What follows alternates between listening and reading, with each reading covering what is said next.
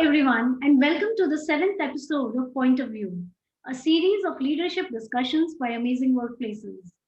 In this series, I'm getting into a discussion with people in leadership positions from various organizations spread across India as well as across borders. The idea is to get into conversation with them, to get them to share their views about the various aspects that make organizations really amazing.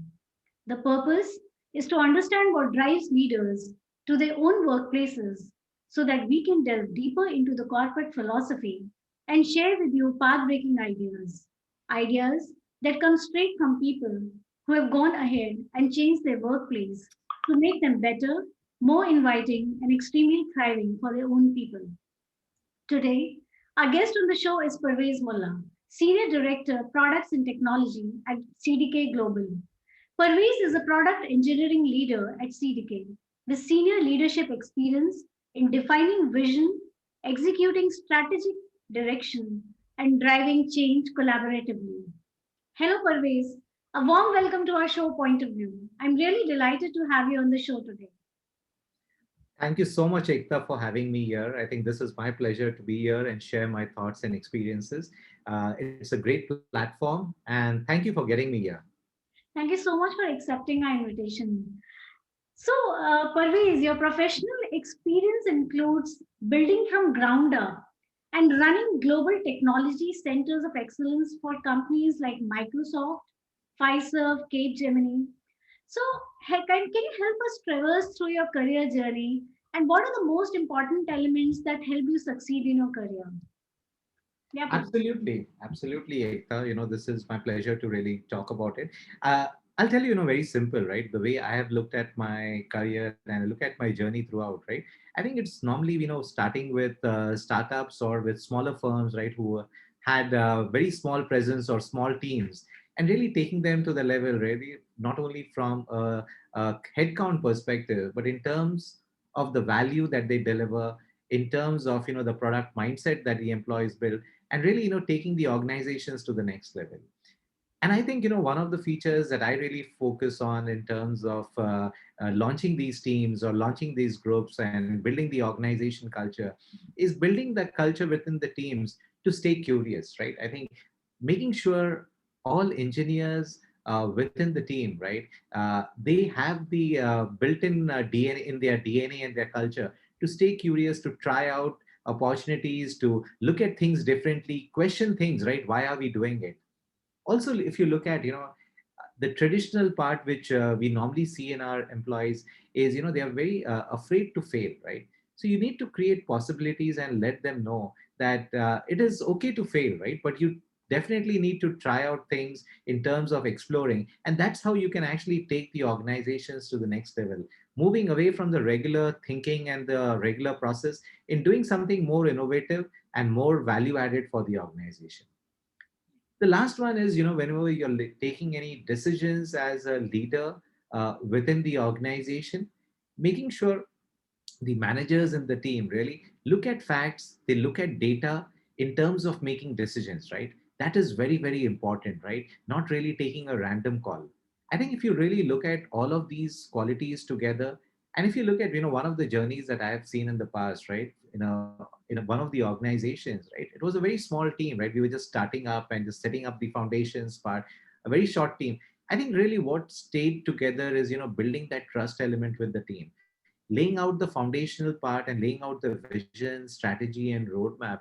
And letting people know in such cases, right, when you're in a startup, don't be afraid to fail, right? Create possibilities, stay curious, and really look at what you're really very passionate about in terms of building, and how can we take the organization that really adds value to our end customers, our users of our products, and so on. I think that's the simple mantra that I would say that I've been following in terms of my career journey and staying successful and ahead in the career. Okay, so you use these three elements to choose whenever you're choosing a new role. Do you use these three elements? Absolutely right. Creativity, and in terms of getting an opportunity to try out new things, as well as making sure while you're trying to do this, it's really in line with the organization vision. So absolutely, yeah, those three would be the mantras. So interesting, you've laid out three very important points here about staying curious, yeah, and not being afraid to fail, and definitely data, like you mentioned. And I think when you say data, it's basically uh, a person, the ability to ensure that the career path, the journey, where the organization is heading, there's a very clear cut, idea of it all, right? So interesting. I think these are very important points that you have highlighted over here. So tell me, Parvez, 23 years of experience. Um, if I'm not mistaken, you've led many successful technology projects, yeah, because you're a technology leader. You've completed these projects on both national and international level, and you've also been known to have the ability to bring people together towards the organizational mission. In this context, how would you attribute the statement, none of us is as smart as all of us? Yes, Ekta. I think the statement "none of us is as smart as all of us." I think it's a famous quote from Ken Blanchard. It really sounds very very relevant. Now, if you look at it, right, a great deal about the importance of teamwork really is emphasized over here.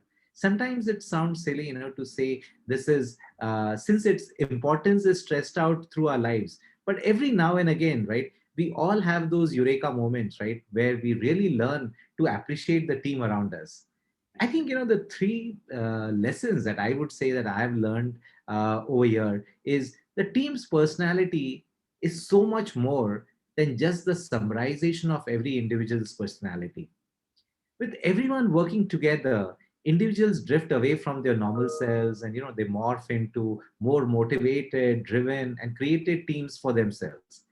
There is sometimes extra thing which is added when people interact with one another, and just that isn't enough to get the teams to work together. I think some of the times that we've seen, right, people drift away from their ideas, but I think collectively the team is really going to stay focused in making sure that we achieve those goals, and the collective energy of the team is really going to help, especially during recruitment, right? I think we play a lot of emphasis in terms of ensuring, right, the natural instincts that the team is going to be bringing. It's really going to help positively to improve the productivity and take the organization and the team ahead. The second part that I've really seen is people respond well to individual responsibilities within the team. So I think as a startup, right, when we have different personalities and different sets of profiles into the team, creating a charter for themselves, driving the ownerships within the team, right? So the teams really know what they're really focused to do. And that's where, everyone is pulling each other. And actually, it's a great structure to move the organization ahead, how people complement each other. I think there's some of the good stories that I've seen is during whenever you're forming a product or conceptualizing a product, the teams come up with different ideas, right? And I think that's the collective power of the team, which will really help shape and drive. Second is, everyone should play to their strengths, right? I think when you work as a team, right, some people come with different complementary skills, and that really brings in a diverse direction, the out of box thinking in terms of taking the team ahead, and actually some things which are unnoticed by a particular person, a particular manager or a leader, the other person is really going to complement. And most important, right, I think if we create the environment in which people can speak up and say anything that they really want to, right? If you create that openness, the collaborative and trust environment, I think this is a great recipe that the success of the team to work on collectively and get in success for the product and for the company and the organization will really show up. That's what I would say, Ekta. Okay, thank you. So basically, you're right, and team energy and cohesion is very important in any project and any organization. It actually, can make or mar a project for that matter, right? And you being a project manager, I'm sure you have handled so many projects. You must be knowing the importance of a team in any organization. So, while we are still discussing about the team, I'm just getting curious to understand what is the secret behind developing great high performing teams, always. Absolutely. So, if you look at it, Ekta, right, the foundation of every great team is a direction, that energizes, orients, and engages the members. The teams cannot be inspired, if they don't know what they are working towards and don't have explicit goals. I think those goals should be challenging. We need to make sure you connect with the teams and making sure these goals are really relevant. They are adding value, and the teams can really, the members can correlate with what is expected out of them. Second thing is, for high performance team that I really focus on is, take time to build the trust. Sometimes, right, if you really look at it, trust is, at the core of every successful relationship. Now, including those that make up project teams, without trust, right, people cannot work together and achieve meaningful results. I think, certain things would really go to the next fold if that trust level is built in. Right. Second thing, for high performance teams, I believe is demonstrating empathy. Empathy can come in at various levels, right? Empathy is our ability really to understand people experiences, emotional state from their point of view, and respond accordingly, right? Without a personal agenda, right? Processing empathy is critical for teams, right? As it helps frame how we communicate and behave towards one another. Second thing I feel is, empathy goes hand in hand with social sensitivity, right? The better you are at recognizing social context, reading nonverbal cues, and understanding subtle shifts in mood, I think that drives the way that you can really build an empathy with the team, right? Second is, you need to collab. Third part is, you really need to collaborate, right? How you collaborate with high performing teams. There's a subtle difference, is what I feel, right? High performing teams, right? They know the difference between, they should understand the difference between competition and collaboration. Now, in order to collaborate and work together effectively, one individual's agenda cannot be more important than the group's. And the team members have to really believe that nobody wins unless everybody wins. If you get in that mindset within the employees in terms of the team, the high performing team, right? Secondly, I think you also need to, when you're doing the collaboration, you need to set up really high bars and high goals and raise the bar every time, right?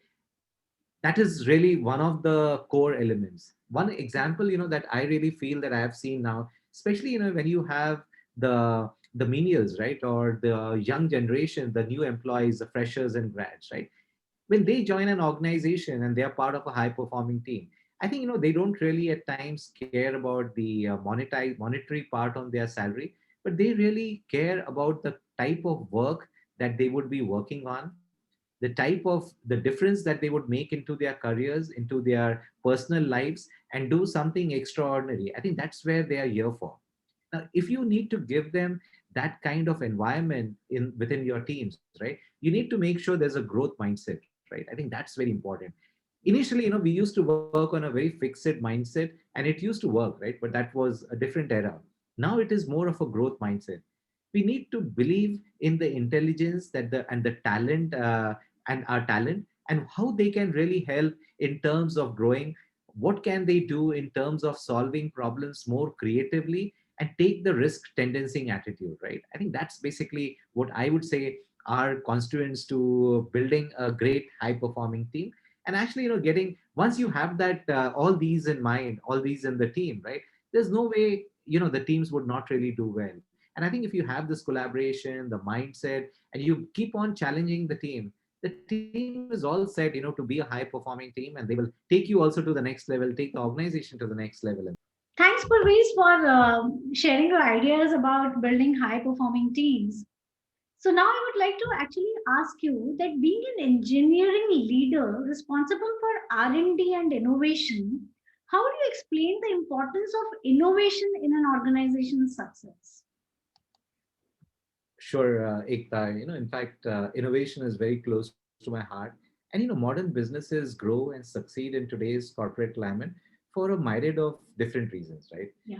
Some are known for their products, others for their services, and others are still less easily defined factors such as strong brand loyalty or captivating and for campaigns and so on. Now, if you look at organizations that truly stand out, from the pack today as clear leaders within their business, I think that is the common factor that pulls all of them together is basically how they've embraced innovation. Now, innovation really helps companies grow and stay relevant. That's what I feel strongly, right? And we keep talking about it during our innovation sessions that happen in the organization in terms of how organizations have really washed away by not staying relevant with innovation and really inventing and modifying and morphing themselves to be relevant for our customers and for our within our industry. Now, innovation, if you really look at, it really helps within the employees, right? It helps differentiate themselves and build a platform and give them an environment where they can really come in and try out things. I Yeah. would say CDK Global, right, is one step ahead in this space, right? We have multiple forums and formats and platforms where we give a platform for our engineers and employees to really innovate. I think it's one of the only organizations, right, where I feel we run hackathons Okay. pretty much twice a year, right? That is a platform. It's almost like 5 days a week, 5 days in a week that is given to employees twice a year, where they can really come in, they can think creatively. At times, we give them a business problem and say, what would be the solution? And we have a great participation all over the globe, right, where people come in and they really come out and innovate. And one of our goals is how do we take these ideas and productionize them and take them to production? That's a great example. Second is, what we do over here in CDK is also give a platform where people can really work as entrepreneurs. So Yeah. they can come in with their idea, they can come in with their thought. We'll give them a platform to take these ideas to the next level with whatever support, right? It could be in terms of marketing, sales, domain, validation of the idea. And we encourage them to really build these ideas and take them to production. So it was almost like an entrepreneur. The idea is theirs. We are just giving them a platform for them to build it. And we've really seen a great progress in terms of this thought process, this thinking that is being brought in, where employees can now really think openly, think freely, and that really helps us grow. We've really moved in with such a model, right? We've moved in to the next level where people are really thinking not only of the generation for the next maybe 2 3 years, but they really started talking about 2040, 2050, and say how would the industry shape up, right? Especially in automobile domain, we've seen that the industry is really morphing up very fast to getting augmented reality, getting analytics, AIML, where you can really do a lot of prediction, forecasting, analysis in terms of if a person who's got a car and he needs to get his car serviced or his timing belt is up for due for service, can we run some analytical services on the data and in terms of giving proactive messages back to the team? Can we do some prediction in terms of saying what would be the next car that Ekta is looking for buying and when is she going to be buying her next car? So the customer propensity modeling and so on. I think that's the level where our engineers really help. If you look at connected cars, right, the dashboard and the devices, right, CDK is on the forefront there, and our teams really coming together to bring in innovative solutions over there. Apart from doing this innovation, right, we also encourage our teams on the patent program, right, building patents for themselves, and we give them an environment platform. And we've seen a great turnaround, right, of how employees are coming together, looking at ideas, and that's how you improve the capital of the organization, capital value of the organization by building patents. I think getting all of this together from an innovation, but all this starts right with the mindset and with the leaders really talking about innovation and really bringing about and encouraging our team members really to bring that change. And that's what we believe that if we innovate, we would be a successful organization and grow and help shape the our industry as well in the future, because one of our goals is to be leaders and visionaries in the automotive domain. And that's what our innovation program helps us reach us there. Okay. Awesome. Yes, Tell Ekta, me, that's Parvez, when you run these entrepreneurship programs for your and innovation programs for your own employees, do you feel does that help in employee retention as well? absolutely right. In fact, I think I just mentioned it earlier, Ekta, that if you look at, there are different segments of people, right? So if I look at some of the fresh grads, the new joiners in the organization, the fresh graduates coming out of college, who are part of the teams, they really look forward, to contributing to some of these features, working on the latest technology stack, as well as trying out, right? They really don't like to be constrained in terms of telling them this is the feature, this is sometimes, as part of business necessity, they need to work on certain things and technologies that are really relevant and required for them. But giving them a platform, right, such as this hackathon, innovation, patents, ideas, it helps them drive what is really in their mind and what they are really passionate about. I think if you need to unleash this platform for them, and that's how, the it really helps in employee retention. We've had a great transition in getting the employee retention increased by getting such programs in, and also giving a free platform for people to really come up, speak. We really have people coming together almost like on a weekly basis. Earlier, before the pandemic, where people could come in. Now we do it virtually, though, where people can come in and they can really talk about what is their thought process, what are they thinking, how can we take it ahead, right? And brainstorm that idea with some like-minded people. I think doing that really helps the people, stay focused and try out different solutions, products, ideas. And retention is, attrition question or leaving out, thinking for a change, looking out for growth opportunities really never pops up into their mind. Very true. In fact, that brings just reminds me of an experience. I had an experience in one of the IITs, and when the people were when the students were asked there how many of them were looking for a job, almost 70% said that they're looking for entrepreneurship. So if organizations, especially technology based organizations, can provide that kind of a platform wherein, there's a kind of an incubation center, they're getting the opportunities, to work with like minded people and still work on ideas which are generated from themselves. Yeah. I think definitely it will help in retention and stop attrition to to a great extent. Yeah. Absolutely, I agree. So interesting point covered here.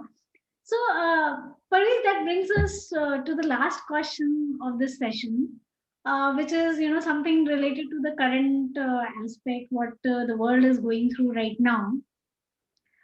So, COVID and beyond, as the world is still struggling to define the new norms of working, how do you feel people management and subsequent productivity shall get impacted in the long run as a result of these changes? Yeah, absolutely, right. The coronavirus is really turning out to be a critical leadership stress test, right? Yeah. It has challenged, virtually every contingency plan and risk mitigation strategy that leaders have tried to ever envision, and so on, right? Earlier, getting working for about like a few months now remotely was never ever thought of, right? People never planned for it, especially during deployments, right? I've realized, people were always insisting on getting together, getting a release done. But now it's not been 1 or 2 months. It's almost like 6, 7 months where people are really operating and, working from home and getting things done.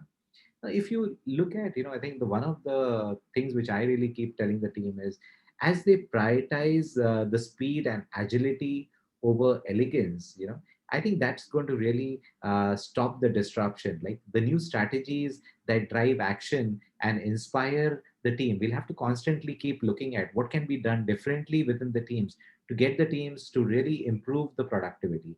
It can't be the same formula that we've had in the past, right? About 6 months back, that could work Mhm. because teams really have the fatigue. The teams really have, working for long hours that the teams have been working. So creating sessions, like virtual sessions, virtual meetings, not really related to work, but outside of that as well, right? By which the leaders can actually drive trust and show compassion towards the employees, right? And making sure, like earlier in office, people could meet together, have a cup of tea, and just talk casually, right? Getting opportunities for teams to really connect more socially apart from work, right? That's one of the platforms that we look at. We really have, we call it as the virtual chai events, where people can come together and just have a cup of tea at their homes and uh, discuss things, right? And it helps improve the connectivity and collaboration. Right. I think, managers also, right? They are at the front line of, making sure they play a very critical role in getting the teams engaged, right? Especially during this times, right? It could be as simple as, prioritizing things for the team, looking at the well-being of the employees, small things, right? If, a person is going through a challenge at home, maybe not personally, maybe through his family members or something, just making sure, they have the understanding of it and they're able to respond to it. And it's not something which will come back to them, which is very easy and clear to understand, but they really need to have that connects, more social connects, just getting to understand what's going on with that person, what's going on from a mental perspective, and how we can prioritize and get it done. Now, if you look at productivity, right, that's a very important area which I feel, right, which you really needs to be sensitive about, right. So the first thing that I would say is, right, when you are looking at the productivity of the employee, it is not right, that every teams would have a drop in productivity during this time. I think I have seen some examples and some teams where the productivity has really improved. The reason being, teams get more time, their time to commute has reduced. Secondly is, the teams are more focused, they really can contribute to their work, they're sitting there for hours, so they can build in that feature much more better. So there are instances where productivity is improved. There are instances where at times, right, it has had an impact, basically because of the nature of the work that the team was doing. I think if the leader or the manager in the team, he can really, do a little diligence and try to understand what is causing the productivity, right? Have a very open discussion within the team and try to solve, rather than questioning the team, right? Trying to solve the dependencies, trying to solve the challenges that the teams are going through. Now, if you don't need to have to be in the building and visible to show a strong leadership. That's what I keep telling my managers and the leaders in the team. I think you need to carefully craft your leadership narrative to share your optimism, your hope, and how you're really passionate and compassionate with your teams. And I think that really would help improve the team's productivity, the well-being. And I think you need to be there with the teams to show that you really care for them, right? At times when there are challenging situations, right, rather than trying to force the teams to really be productive, I think solve the problem. I think that's more important. I think if you create that environment, right, it really works out well. And you can get back to shape. And we always we though we've opened our offices partially, we do have people coming in, and I think they're very, very keen in, coming to office and contributing, and for certain days of the week at least, or doing some critical discussions around planning, and really bringing the difference back. So this is not, so it's the COVID scenario is not really creating a impact to the team, but it's really helping out now in certain spaces to improve productivity. Okay, interesting. In fact, what it always, this question brings out is that the role of leadership has actually become very important in these Sure. times, because it's obviously the leaders who can drive that morale, productivity. I mean, how do you ensure that they remain productive? Because if you're not in touch with them, if you are not driving them in the right direction, because it actually tends to have a negative impact also. But the way you explained it here, that the leaders are in touch with the employees and ensuring to understand what the problems are being faced in a very positive sense, it is actually enhancing the productivity in certain cases. Yeah. So very interesting and interesting discussion that we had here, especially in terms of team building, building high performing teams, and this particular question that you answered here. Thank you so much, Parvez. It was a pleasure having you on the platform today. Thanks once again for being here.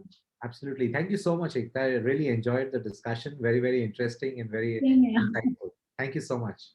Thanks, Parvez. Thanks, Tan.